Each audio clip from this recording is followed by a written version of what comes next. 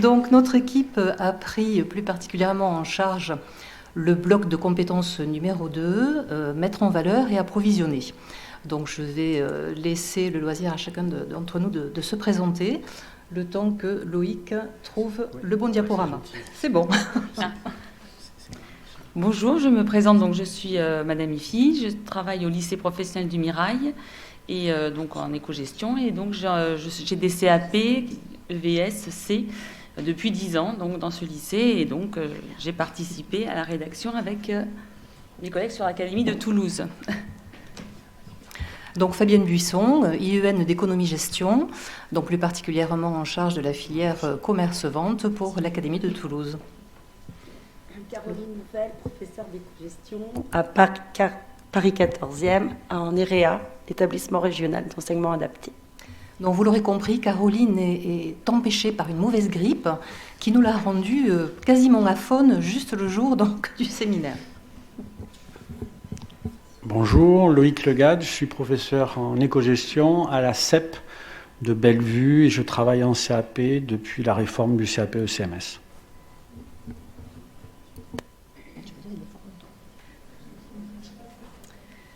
Bien, donc pour initier ce bloc de compétences numéro 2, mettre en valeur et approvisionner, nous vous proposons une vidéo d'un concept store qui se veut préfigurateur d'un certain nombre de pratiques métiers.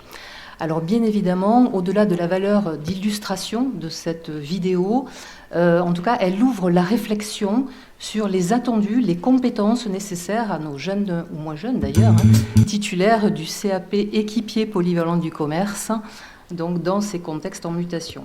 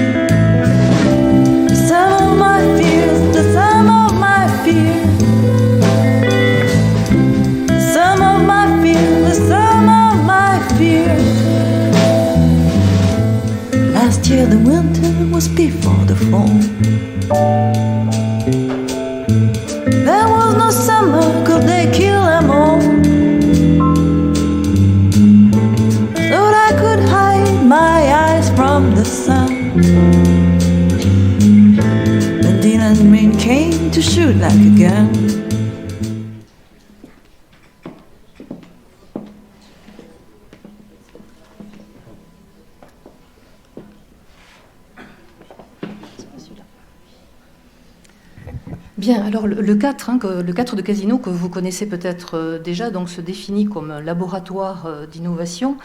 En tout cas, il a l'avantage de mettre en lumière et de synthétiser l'ensemble des préoccupations qui traversent actuellement donc, le secteur d'activité. Alors préoccupations que sont à la fois la valorisation de l'offre, l'expérience client et la digitalisation donc, des points de vente. Alors, quelles sont aujourd'hui les compétences nécessaires aux titulaires du CAP équipier polyvalent du commerce dans ce contexte en mutation ? Eh bien, les professionnels donc, que nous avons interrogés lors de l'étude d'opportunité, en tout cas, se sont accordés autour de 5 compétences, de 5 métacompétences, qui se déclinent quel que soit l'univers marchand et que l'on se trouve donc en secteur alimentaire ou non alimentaire. Donc, si nous reprenons notre schéma type, Loïc, merci. Donc, notre fameux magasin du XXIe siècle, donc vous allez rapidement identifier en fait des compétences qu'on va dire relativement classiques, ou comme l'a dit l'intervenant tout à l'heure, qui sont le fondement, qui sont constitutives du métier. Alors, on va retrouver approvisionner, mettre en rayon bien évidemment, ranger les produits, mettre en valeur l'espace commercial, participer aux opérations de conditionnement, installer, mettre à jour la signalétique, etc. Vous aurez le détail de toute façon dans quelques secondes. Alors, en revanche, nous tenions à attirer votre attention sur le fait que le titulaire du CAP a accès au système d'information de l'entreprise. Donc, vous l'avez vu précédemment dans la présentation du bloc 1. Donc, système d'information qui doit le conduire à mener ses activités quotidiennes. Il doit être placé en condition de rechercher, de lire, de collecter l'information, mais aussi d'actualiser les données. Donc, il sera équipé pour ce faire d'outils digitaux. Le site d'e-commerce fait bien évidemment partie du système d'information de l'entreprise. Alors, les 5 métacompétences qui vont vous être présentées maintenant, donc on garde à l'esprit qu'elles s'exercent dans un environnement professionnel qui est impacté donc à la fois par les nouveaux modes de consommation, plus responsables, en lien peut-être avec l'économie circulaire, le contexte omnicanal, et le cadre réglementaire en évolution. Donc, je passe la main à Loïc et Catherine. C'est moi qui prends la main donc sur le diaporama. Alors, la première compétence détaillée de ce bloc, c'est une compétence qui est connue. On est sur le cœur de métier, comme ça a été rappelé tout à l'heure par un des intervenants. Donc, ça concerne l'approvisionnement, la mise en rayon et le rangement des produits. Le digital arrive en force dans les magasins, mais il y a encore des magasins, des rayons et des produits à mettre en rayon. Donc, sur ce bloc-là, on souhaite attirer votre attention sur des points nouveaux, en fait. C'est le fait que on introduit la notion de magasin virtuel.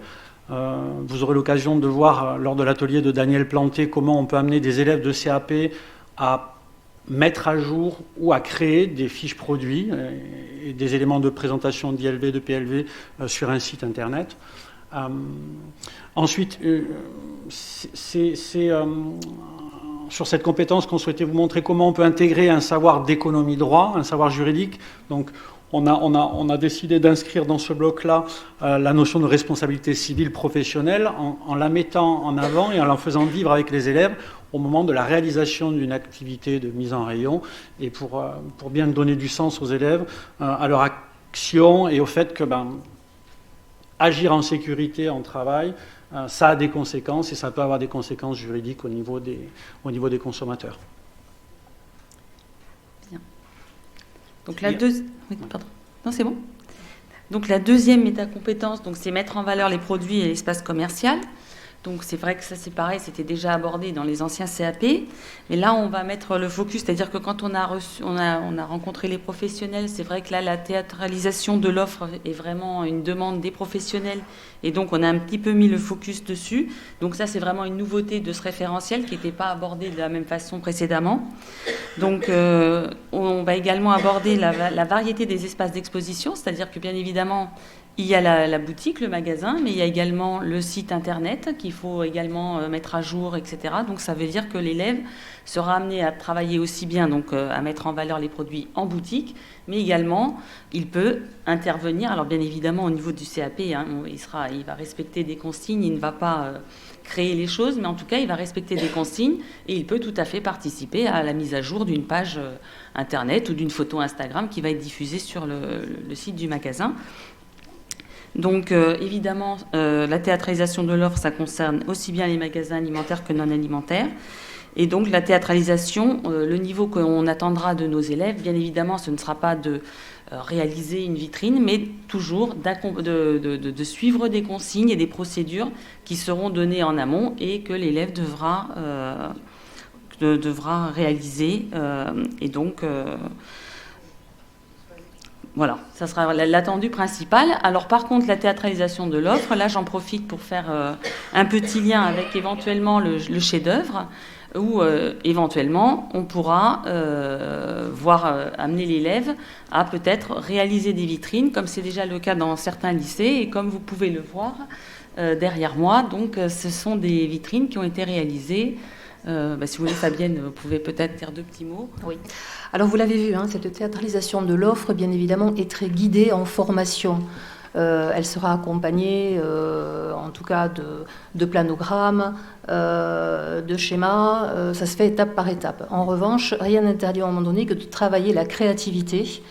Et donc, vous avez sous les yeux l'exemple d'un établissement de l'Académie de Toulouse, à Montauban, qui depuis de nombreuses années donc, met en place des vitrines en partenariat avec les entreprises qui accueillent les jeunes en PFMP. Donc, au-delà de la convention de stage de PFMP, est signée donc, cette convention de partenariat qui fait que l'entreprise va confier un certain nombre de produits aux jeunes et qu'il va pouvoir donc théâtraliser dans la vitrine qui se trouve à l'entrée de l'établissement. Les produits, bien évidemment, peuvent être commercialisés et là, on crée à nouveau une nouvelle intention pédagogique à travers la gestion de la commande.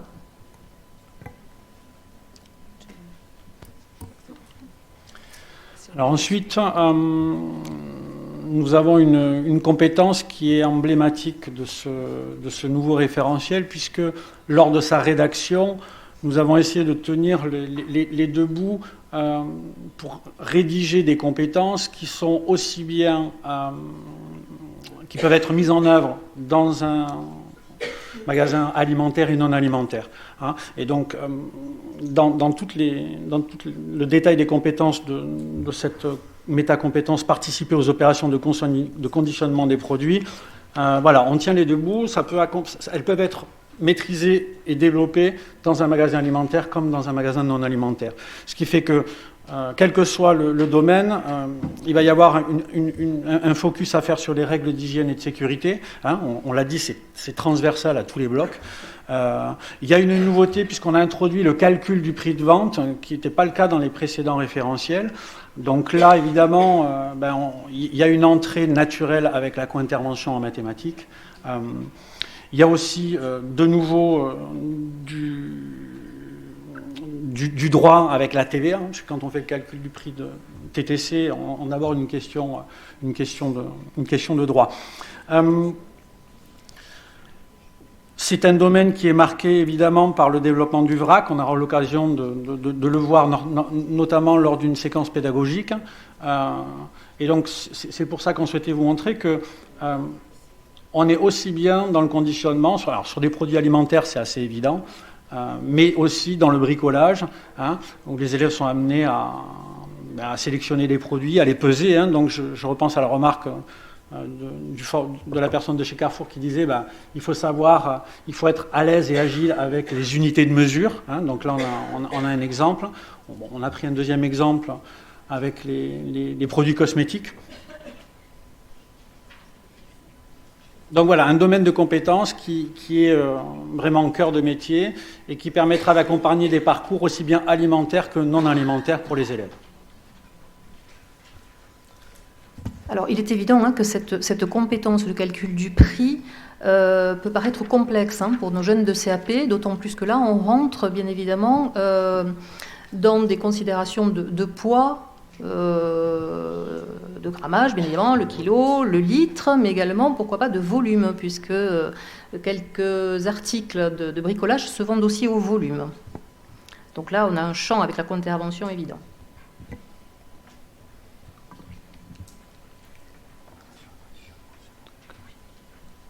Donc là, on passe à la signalétique, hein, c'est ça Pardon, oui, c'est moi qui l'ai. Non, c'est bon. Voilà.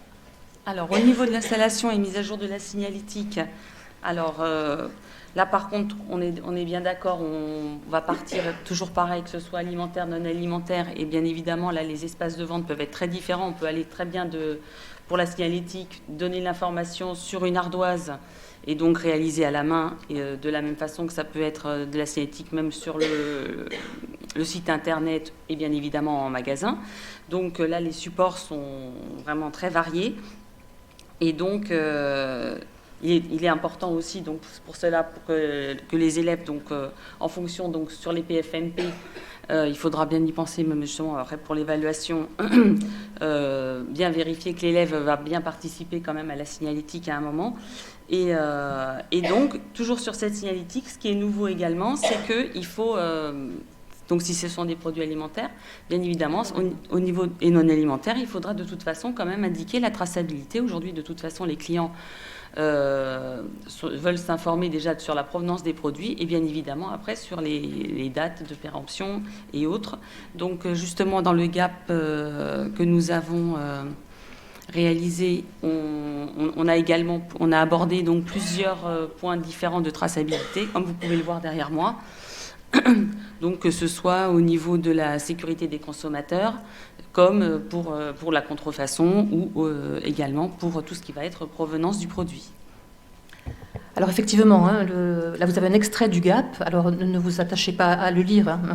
L'essentiel, c'est que vous sachiez qu'on a essayé d'accompagner au mieux les enseignants sur les compétences et les savoirs qu'on va appeler nouveaux, en tout cas un petit peu plus innovants. Systématiquement, vous retrouverez des intentions pédagogiques, des suggestions de modalités d'animation et des ressources.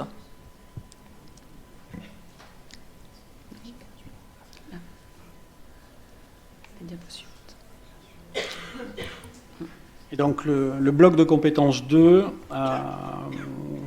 se termine là aussi avec des compétences professionnelles qui sont connues, qui sont basiques, qui sont classiques. La lutte contre la démarque connue et inconnue, la participation aux inventaires. Donc la nouveauté sur le contenu, c'est l'introduction, ça a déjà été dit dans le bloc 1, sur le développement durable, la lutte contre le gaspillage et la réglementation applicable, aussi bien d'ailleurs dans les unités commerciales que dans les établissements scolaires. Puisque là aussi, dans le GAP, on vous a mis à disposition des ressources, puisque c'est la loi dont tu parlais ce matin. Voilà.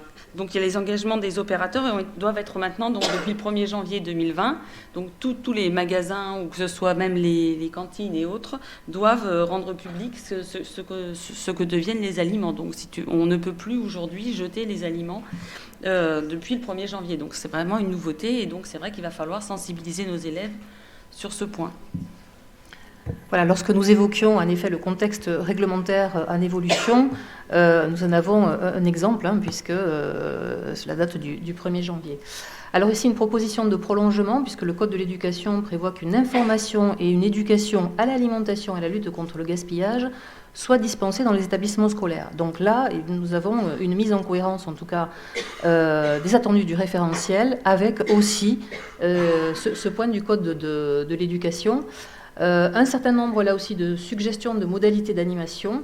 Et pourquoi pas, donc, comme le propose le site Egalim Alimentation, créer un atelier relais dans une classe pour justement mettre les jeunes en réflexion autour de la lutte contre le gaspillage alimentaire.